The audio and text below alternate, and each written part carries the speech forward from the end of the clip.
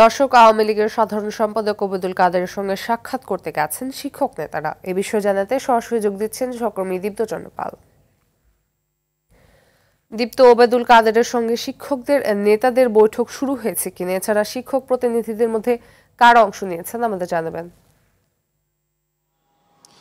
ফাতেমা, আপনি যেমনটি জানেন যে ৩৯টি বিশ্ববিদ্যালয়ের শিক্ষকরা কিন্তু তাদের যে পেনশন স্কিম বাতিলের দাবিতে কিন্তু অনেক দিন ধরেই, প্রায় ১০ দিন ধরেই কিন্তু তারা আন্দোলন করে যাচ্ছেন এবং আন্দোলনের এক পর্যায়ে আজকে শনিবার কিন্তু তারা ১২টার কিছু আগেই কিন্তু আমরা দেখেছি ১০-১২ জনের একটি টিম জিনাতারা ম্যাডামের সঙ্গে নিয়েই কিন্তু তারা ভিতরে প্রবেশ করেছেন এবং এখন পর্যন্ত বৈঠকটি শুরু হয়নি। এবং বৈঠকে এখানে কিন্তু ধানমন্ডির কার্যালয়, রাজনৈতিক কার্যালয়ে কিন্তু রয়েছেন আওয়ামী লীগের সাধারণ সম্পাদক সহ সিনিয়র নেতারা, তাদের সঙ্গে কিন্তু বৈঠক হবে। সানবিট সব দিবে সামাল। সানবিট ম্যাজিক প্রেস ডিশওয়াশিং এর মাথা ঘোরানো সলিউশন।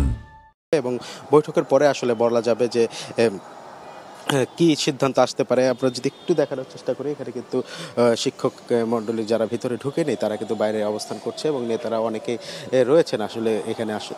যে পেনশন স্কিমের সরকার যে পেনশন স্কিমের সিদ্ধান্তটি দিয়েছিলেন তার কিন্তু বিপরীতে অবস্থান করে আন্দোলন করছিলেন শিক্ষকরা প্রায় ১০ দিন ধরে। তারই ফলশ্রুতিতে কিন্তু আজকে শনিবার তারা আওয়ামী লীগের সাধারণ সম্পাদকের সঙ্গে দেখা করতে আসেন কিছুক্ষণ আগে এবং বৈঠকটি কিছুক্ষণের মধ্যেই শুরু হবে এবং শুরু হওয়ার পরেই কিন্তু আওয়ামী লীগের সাধারণ সম্পাদক তিনি কিন্তু আসলে জানাবেন যে আসলে বৈঠক থেকে কি সিদ্ধান্ত হয় এবং তারপরে কিন্তু শিক্ষকরাও কথা বলবেন তারা আসলে বৈঠকে সিদ্ধান্তে সন্তুষ্ট কিনা, এমনটি কিন্তু জানিয়েছেন শিক্ষকরা। তো ফাতেমা, এই ছিল ধানমন্ডি ৩-এর আওয়ামী লীগের রাজনৈতিক কার্যালয় থেকে সবশেষ তথ্য। ফাতেমা, ধন্যবাদ।